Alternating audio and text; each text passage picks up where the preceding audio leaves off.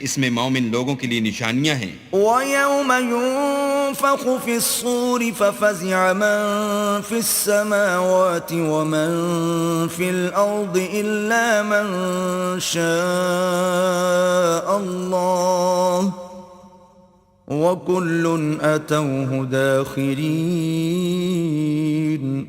اور جس روز سور پھونکا جائے گا تو جو لوگ آسمانوں اور جو زمین میں ہیں سب گھبرا اٹھیں گے مگر وہ جسے اللہ چاہے، اور سب اس کے پاس عاجز ہو کر چلے آئیں گے۔ وَتَرَى الْجِبَالَ تَحْسَبُهَا جَامِدَةً وَهِيَ تَمُرُّ مَرَّ السَّحَابِ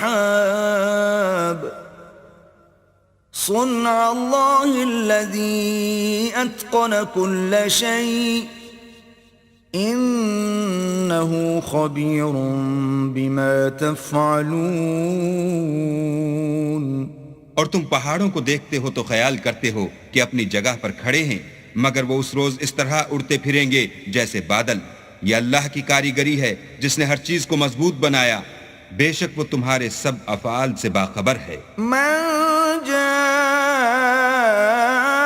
بالحسنة فله خير منها وهم من فزع يومئذ آمنون۔ جو شخص نیکی لے کر آئے گا تو اس کے لیے اس سے بہتر بدلہ تیار ہے، اور ایسے لوگ اس روز گھبراہٹ سے بے خوف ہوں گے۔ ومن جاء بالسيئة فكبت وجوههم في النار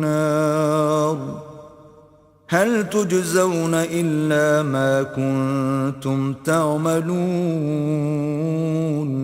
اور جو برائی لے کر آئے گا تو ایسے لوگ اوندھے منہ دوزخ میں ڈال دیے جائیں گے، تم کو تو انہی اعمال کا بدلہ ملے گا جو تم کرتے رہے ہو۔ انما امرت ان اعبد رب هذه البلدة الذي حرمها وله كل شيء وامرت ان اكون من المسلمين۔ کہہ دو مجھ کو یہی ارشاد ہوا ہے کہ اس شہر مکہ کے مالک کی عبادت کروں جس نے اس کو محترم اور مقام ادب بنایا ہے، اور سب چیز اسی کی ہے، اور یہ بھی حکم ہوا ہے کہ اس کا حکم بردار ہوں۔ وَأَنْ أَتْلُوَ الْقُرْآنَ فَمَنِ اهْتَدَى فَإِنَّمَا يَهْتَدِي لِنَفْسِهِ وَمَنْ ضَلَّ فَقُلْ إِنَّمَا أَنَا مِنَ الْمُنذِرِينَ۔